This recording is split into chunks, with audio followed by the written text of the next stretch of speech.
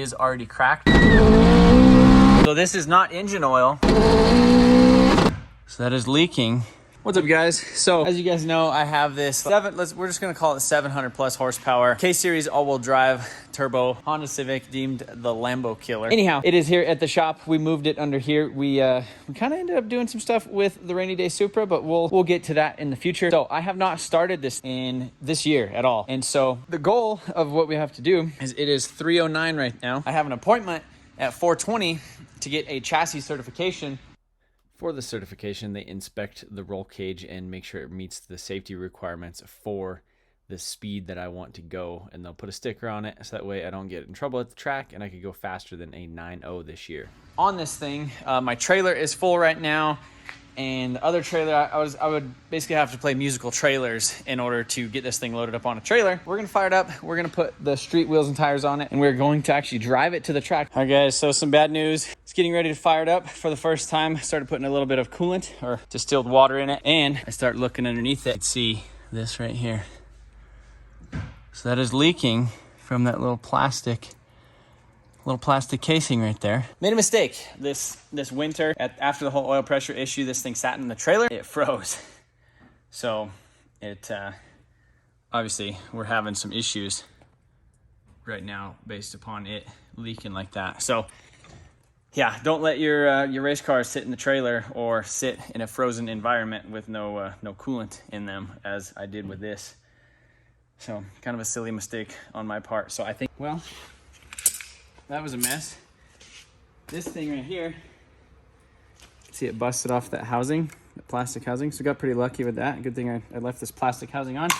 Now I have this like billet rotating one that is currently leaking. Look at that. Look at that. No, it's leaking. So we're doing good today. And I put tape on it. All right, so I got this little filter housing on here.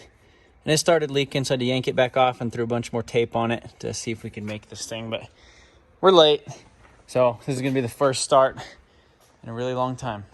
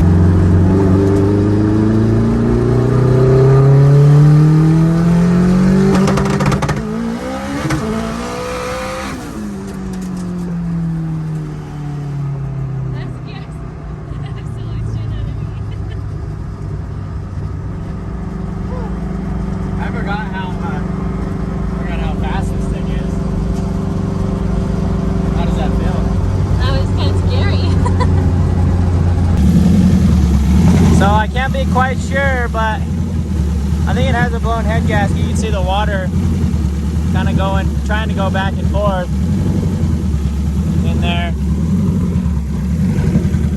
What'd you think? I think that was very scary. I haven't been in one of your cars. Well, we missed the appointment for the thing. Got it done. Right now it's 5 o'clock, so I figured I was the last appointment for the day, and I'm assuming he probably wanted to go home after that, so I tried calling him and seeing if they're still there, but I don't know. This thing's pretty rowdy.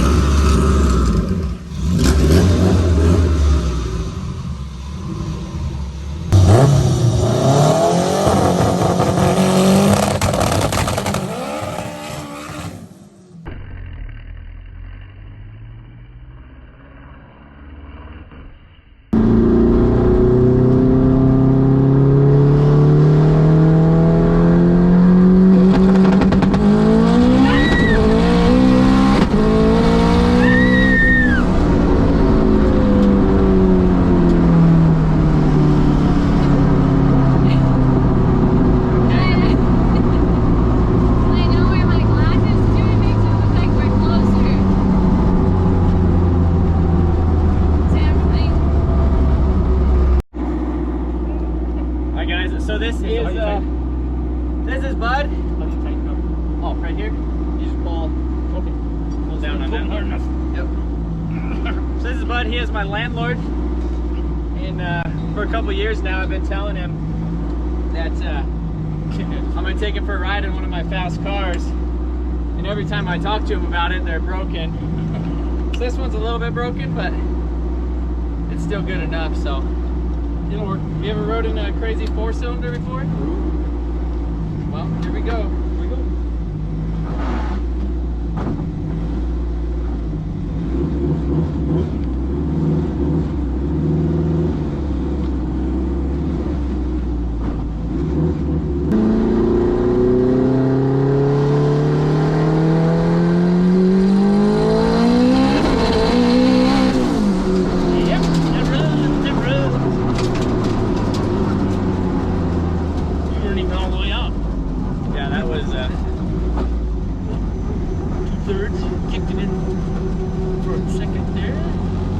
Second to third. You don't have much room. Need a quarter mile anyway. I only ran a state patrol at one time, and it was in a 47 Willys Jeep. It topped out about 45, but he couldn't go right. Frame, stiffening. Oh, it just has the cage in it, so Doesn't really torque out for that. no.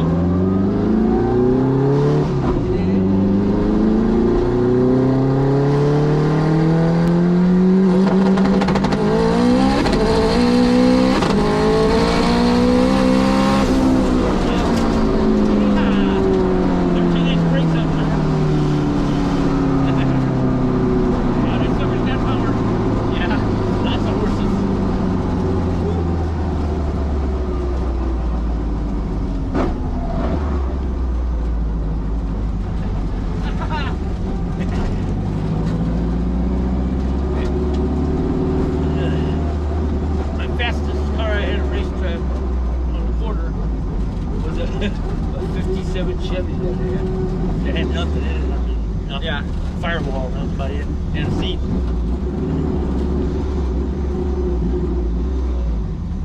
Yeah, see when I ran an 1122. 1122? That was Yeah. fastest. Yeah, this one should be in the 850s this year. Somewhere in there, like 150, 160 miles an hour. Yeah, that little, I did the rolling anti-lag, so it built boost. So like,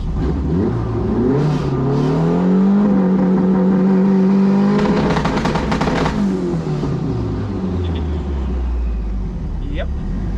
This is sweet. yeah, it's really nice. it's pretty crazy. Yeah, you gotta hang on to it. Huh? Yeah. You don't want to relax. Sucker being 2 lanes over. Looks like. Ah, it runs. That's nice. Yeah, it's crazy because like a front, so normally the Civics, they're never hey, just pull that. Civics are always just front wheel drive, so you're never able to put that much power down. Yeah. So this one's all wheel drive, so it just doesn't, even though it like still feels like it wants to kill you, it's still going forward. Yeah. Whereas if I had, is it hard to steer when you're really into it? not really, no. It's just, it's mostly like it kind of wants to do some stuff, so I just kind of steer with it and keep it in the road. Yeah. Pretty slow, huh? Yeah, it's nice. This is runs. Yeah. Yeah. The only way I'd be scared in it probably though is if I was driving. Yeah. My reactions aren't that quick anymore. This is nothing. I got a Formula V over at my house. It's a little Volkswagen one. Yeah. It's like this wide and you lay down in it. I gotta have a chain hoist to get me out of the damn thing. I might have to have one here. Yeah, that's badass. It runs. Yeah, it's a lot of fun. On the street, it's just crazy because it doesn't really spin. Because right now it's probably making like 700 horsepower plus or so. But with like a front wheel drive car, you'd only be able to maybe put like 400 down before it just spins everywhere. Yep. So yeah, this thing with all four of them just pushing. Digs in. It just goes. Yeah, I could feel it just. Yeah. All right, guys. So I just gave my landlord a ride in here, as you've seen it. he's a pretty relaxed dude. He rides a freaking Harley. He had some cancer that he kind of overcame within the last 6 months, but I mean, up until then, he's literally like riding his Harley around when it was like snowing and stuff. So he's a badass, to say the least. As you can see, I didn't scare him just because like I don't think you could scare him. He's a Vietnam veteran. He really enjoyed it though. He was pretty stoked about that, and he thanked me. He like actually appreciated me taking him for a ride like that, because I'm sure, you know, when you get up to that age, not much exciting stuff happens to you all the time. So we were just getting ready to move the Civic. I heard like a little bit of a noise when we were doing the pull, or maybe before the pull. So this is not engine oil. That's freaking gear oil. We moved the car forward. They pushed the car forward because they were going to slide it up underneath there. And then we saw that. So now we need to lift it up in the air and see what happened. I could already see an issue right here. See right there, that is where we have that transmission plate, and it broke that. And then so I'm assuming the bell housing is messed up back there. So up in the air, first issue is this right here is broken. And then the biggest issue is right here. You can tell that the engine shifted, and that is why it cracked that piece. But right here, I'm pretty scared that hopefully no internals in the transmission broke or something like that. Maybe it's because I don't have like a cuff on the 5th, 6th gear. I actually have a 5th and a 6th gear in here. So maybe it separated some of this stuff out. That's not good. Everything with these transmissions is super expensive. You could get billet cases right here, but I think they're about $3 or so. I don't know. Honestly, I've never really looked into them. I just know they're expensive. You can see I do have a scatter shield on here, but didn't do anything for the bottom, or you know, it just came out the bottom. So I don't know exactly what happened. I'm assuming because with these street tires right here, there's no distribution of the load. So when you have a slick, like when I have this thing at the track, it's a bias ply racing slick. And so it kind of acts like as a big rubber band. So when you shift gears and you're not using the clutch, there's all kinds of shock and everything going through the chassis. And with these street tires, it just 100% of the load gets transferred to the engine, and especially with it being all-wheel drive, it does not spin and kind of not shock the drivetrain. It's like you're banging gears, shifting, and as this thing unloads and comes back into boost, it's probably making 800 horsepower when you're jamming the gears, because you literally don't let off the gas when you're shifting. So yeah, need to do some more stuff with the engine too. This is a CRV engine with pistons and rods, boost line rods. It has JE Ultra Series pistons, stock cams, and valve springs and retainers. Other than that, it's a stock TSX head. Need to upgrade the intercooler. The intake air temps were getting about 220 degrees at the end of the track last year. So need to downsize the radiator, upgrade the intercooler. I would like to go with a sleeved block that is O-ringed. And then now I think we're gonna have to go with a billet housing. So it just really sucks because there was a PSCA race May 15th, I think, here in Colorado. And I guess there's some other all-wheel drive cars that were gonna come out. And that was kind of my plan of like bringing this thing back out. I ordered a head gasket. This thing does push a little bit of coolant when you're ripping on it. So I was gonna pull the head off, throw new valve stem seals in it, and the head gasket, so it would quit doing that hopefully. But now it might be down for a little bit longer, which really does suck. So yeah, one of the other issues is the block is already cracked. Typically, like, this is something that happens with a lot of the all-wheel drive cars, is you have this rear bracket right here, only gets mounted on 2 points, and then if you do not have a mid plate like this, it ends up shocking, putting all the load through the car right here through the back of the block, and then cracks the ears off of the block. So that's why we built this plate. But looking back here, you could see that thing actually came loose. It pulled the threads out of the transmission, and then this thing probably got loose. It started sending all the shock through here, and then that ended up letting it break. And then maybe, I don't know exactly what happened.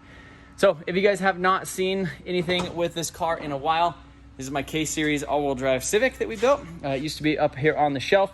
Pulled it down, painted it, made 500 horsepower with the D-Series.